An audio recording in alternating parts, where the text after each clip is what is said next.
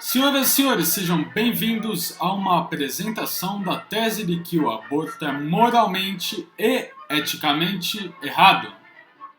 Primeiramente, gostaria de deixar claro que não sou doutor e estou sem calças, mas provarei ser mais moral e ético que todos os defensores da prática abortista.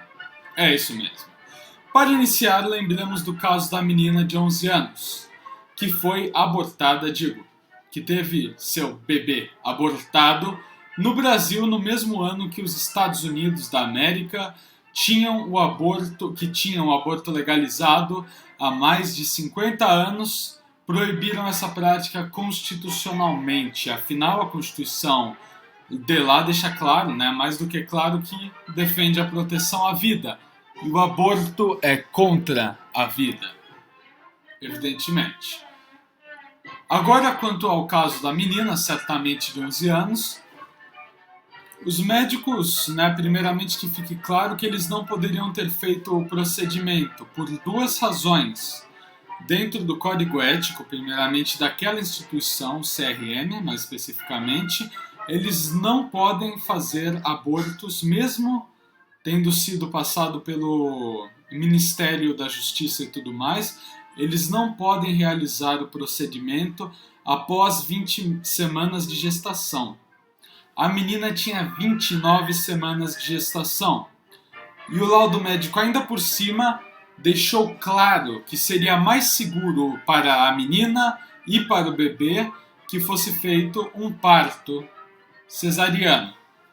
Pelo seguinte fato: o bebê se movimentando com vida ajuda a ser retirado com mais facilidade de dentro do ventre da mãe.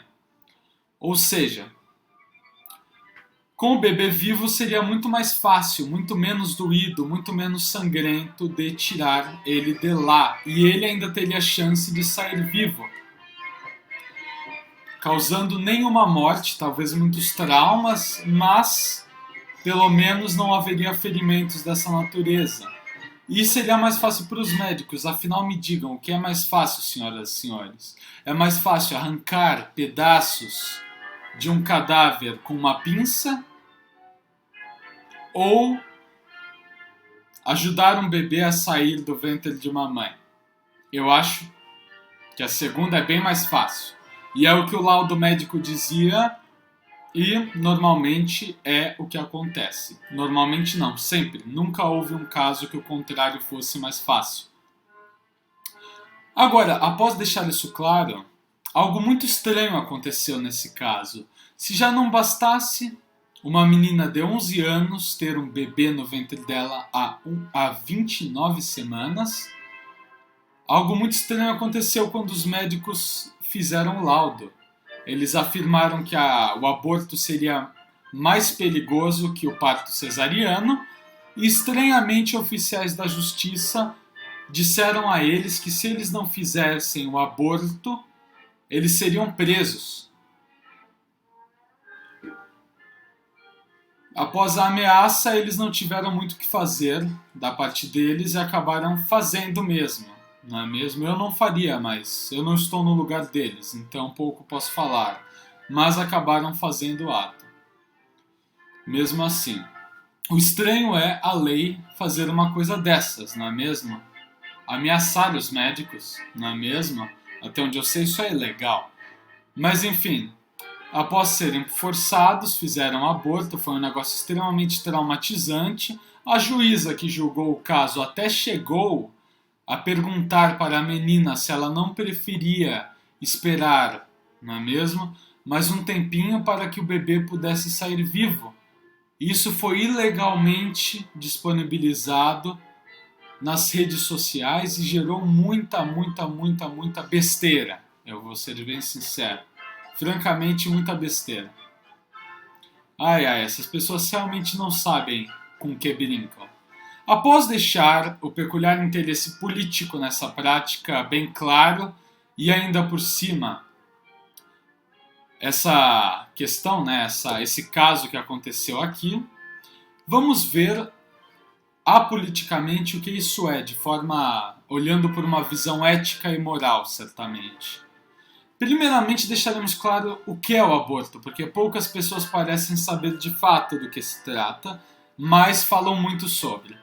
O aborto é a interrupção da gravidez, resultando na morte do bebê. Ela pode ser espontânea, sendo causada por problemas de saúde, expulsando o bebê do corpo da mãe naturalmente.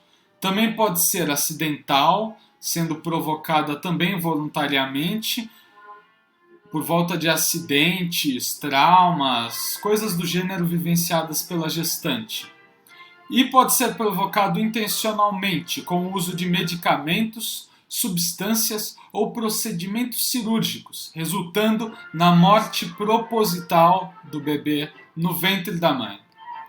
Os procedimentos cirúrgicos costumam cortar o cadáver em pedaços para poder retirar os restos mortais com uma pinça, pois não contam com o bebê se mexendo para sair como acontece num parto, o que é muito mais fácil. O médico apenas precisa puxá-lo e cortar o cordão umbilical devidamente.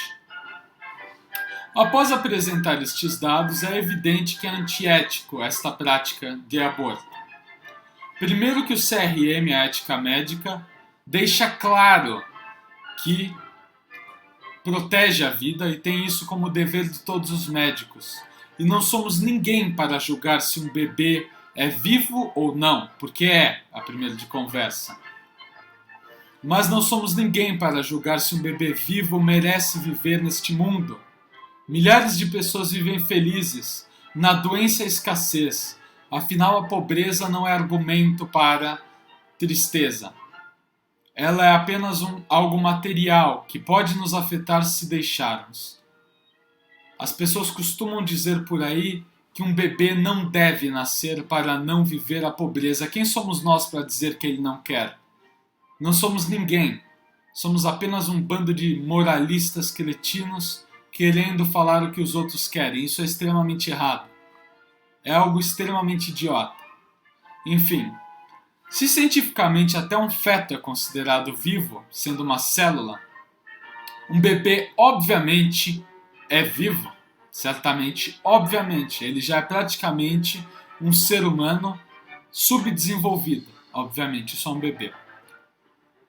A maioria das pessoas costumam falar da prática abortista com muita naturalidade hoje em dia, exatamente por não saberem do que se trata e nunca terem visto esse tipo de coisa acontecer, nunca terem visto um bebê todo queimado dentro de um pote cheio de conservantes, certo? Eles nunca viram isso, então falam com a maior naturalidade como se fosse brincadeira. Porém, se você observar esses indivíduos, são pessoas completamente irresponsáveis com suas práticas sexuais, normalmente pessoas jovens, costumam aparecer muitos desses em movimentos estudantis, em movimentos de viés político e interesses políticos, sociais e econômicos também. E econômicos, porque as clínicas abortistas ganham milhões com essas práticas, com pílulas, com coisas para sexo irresponsável, sem valor à vida. E eu digo a vocês, jovens, vocês não são ninguém, nem eu, para dizer que um bebê não merece nascer como qualquer outro e ter o calor do amor e cuidado de uma mãe e família. E eu vou falar mesmo em casos de estupro, porque da onde veio o bebê não justifica o que será feito com ele. Mesmo sendo uma mãe que foi estuprada, isso não justifica a morte do bebê, porque ele não tem nada a ver com estupro. Isso justifica a cadeira elétrica para o estuprador, que é o criminoso neste caso. Mas não justifica absolutamente nem um dedo no bebê. Não justifica nem encostar nele, porque ele não tem nada a ver com isso. Ele é o resultado de uma prática irresponsável. Porém, hoje parece que as pessoas preferem mais justificar seus atos libidinosos do que preservar a vida e a liberdade. Por último, eu deixo isso bem claro aos jovens irresponsáveis, mimados e pobres de espírito, que saem por aí se drogando, achando que tudo é brincadeira. Vocês têm o direito de destruir a vida de vocês porque ela é de vocês. Mas vocês não têm o direito de causar uma coisa horrorosa dessas. Porque o bebê não é de vocês, pode estar no corpo de um de vocês. Mas não é, isso não faz dele propriedade de vocês. Ele é um ser livre como qualquer outro. E mais que um ser livre, é um ser livre indefeso. Sem a capacidade de se defender e de falar o que quer, exatamente por ser subdesenvolvido. Mas não justifica você se colocar no direito de fazer, por exemplo, a morte dele ou qualquer outra coisa. Após isso, eu lhes digo uma coisa. Existe também a moral, que é algo normalmente presente em religiões como o cristianismo. Na minha fé não se brinca com vida e não se dá o direito de julgá-la. Ok? E eu peço a vocês, se forem cristãos, não façam uma coisa dessas e não defendam, porque senão terão o resto da eternidade no inferno. Claro, se não se arrepender, né?